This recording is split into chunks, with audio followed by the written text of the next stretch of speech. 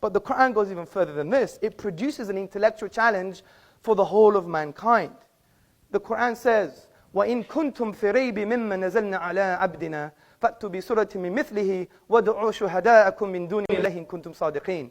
And if you are in doubt, talking to Krauss, talking to me, talking to everybody, if you doubt this book, which we have sent down to our servant, referring to the Prophet Muhammad sallallahu alaihi wasallam, upon whom be peace, then bring one chapter like it and call on your witnesses and supporters besides God, in kuntum sadiqeen, if you're truthful in this claim.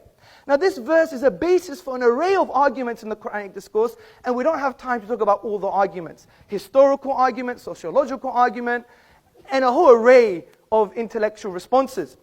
But one I want to talk about is called the inimitability and the uniqueness concerning the Arabic language in the Quranic discourse, which Islamic theologians and thinkers argue that it is a miracle. Now, before I get into that, we have to now discuss what is a miracle. We have to define what a miracle is. Now, the word itself linguistically comes from the Latin word miraculum, meaning something wonderful. And the traditional Western philosophical definition of a miracle, as summarized by David Hume in his An Inquiry Concerning Human Understanding, he says it's a transgression of natural law. We don't agree with that definition. Because what are natural laws? Natural laws are just inductive generalizations of patterns we perceive in the universe. If something changes from the pattern or is different, then maybe it's part of the pattern. It's just based on induction. What the profound Islamic theologians and thinkers have done, they've redefined what a miracle is based on the Quranic discourse.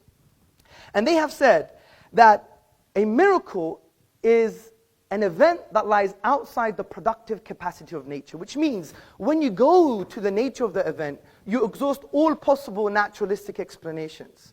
And also there is no naturalistic causal link between the event and the nature of the event. And this is a far more coherent definition. Let me give you an example from the Quran itself. Now, the Quran talks about Moses, Musa, alayhi salam, upon whom be peace, and Pharaoh in the Quran. Moses was told to throw down his wooden staff, and it instantaneously turned into a live snake. Now, this miraculous event, the snake, lies outside the productive capacity of the nature of the event, the wooden staff. Because the chemical makeup of the staff is different to that of the snake. In actual fact, you have to add more stuff to the staff, if that makes sense, stuff to the staff, to be even close of creating a snake, but only the staff was used. So when we exhaust naturalistic explanations, we find there is no causal link between the staff and the snake itself. So this gives us a definition of what a miracle is. Now this applies to the Quran's use of the Arabic language, because the Quran cannot be described as any of the literary forms of the Arabic language, which include saj'a, rhyme prose, mursal, straightforward speech, maqama, a combination of metrical and non-metrical speech, and the al-bihar, the 16 rhythmical patterns of classical Arabic poetry. Now interestingly, in classical Arabic, every expression falls within the known literary forms of the Arabic language. The Quran, however, descopes the Arabic language. And the Quran is a miracle from this perspective, because even though it's made up of the Arabic language, there is no causal link between the Arabic language and the Arabic in the Quran.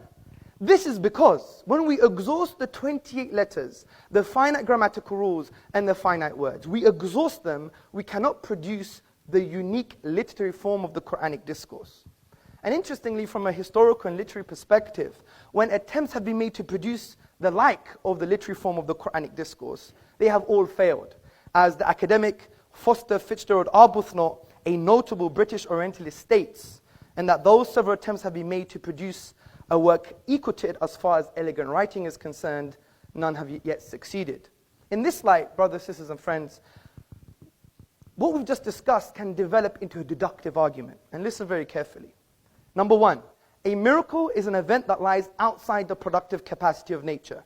In other words, there are no causal links between the event and the nature of the event. Number two, the Quran's literary form lies outside the productive capacity of the nature of the Arabic language. Its literary form cannot be logically explained using the Arabic language. Therefore, the Quran is a miracle. As Professor Bruce Lawrence from Duke University in his book, The Quran, a Biography, on page number 8 said, as tangible signs, Quranic verses are expressive of inexhaustible truth. They signify meaning, layered within meaning, light upon light, miracle after miracle. So we have two key arguments that are based on deduction, not just induction, and to challenge a deductive argument, you have to challenge the premises, and I hope Professor Krauss would do that. So let's go to some contentions. What about Shakespeare? Shakespeare is unique, but this is a very shallow contention. And I even heard this from Dan Barker in our debate in Minnesota, and he didn't do his reading. Basically, Shakespeare is not unique from the perspective of the structural features of language, the literary form. Rather, it's aesthetic reception.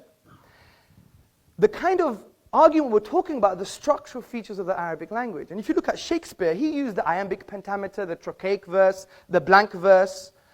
And many English literateurs use the same kind of structures. And if you go to the book, the Oxford Dictionary of National Biography, you will see that Shakespeare has been compared to Francis Beaumont, John Fletcher, and other playwrights. So he's not unique or inimitable from the perspective that we're talking about. Finally, the last contention is, but I'm not an Arab. How would I know? Well, we could use another argument called rational deduction. Now, rational deduction is a thinking process where you take a universally accepted statement and from that draw logical conclusions. And no one would deny universally accepted statements from academia or from authorities that are valid and sound and authentic. Because this is the realm of epistemology, the study of belief, and a valid source of knowledge is actually testimony. If you read the works of Professor Cody and Professor Keith Lehrer in the Epistemology of Testimony published by Oxford, you will see it's a grounded argument which we could discuss later. So the authentic and valid testimony concerning the Quran is, no one has been able to challenge the Quran and produce its literary form. If that is true, then we could draw logical conclusions without even knowing one letter of the Arabic language. We could say, well, could it be from an Arab? Could it be from a non-Arab? Could it be from Muhammad upon whom be peace? Or is it from the divine reality? We know it couldn't be from an Arab because they all failed, especially the best Arabs at the time. We know it can't be a non-Arab because you have to know Arabic. We know it couldn't be from Muhammad upon whom be peace because all human expression, if you have the blueprint, you can replicate it. Just look at some replicas of Picasso and Monet in art. And therefore, it must be from the divine. So from this perspective, we've dealt with some outdated cliches.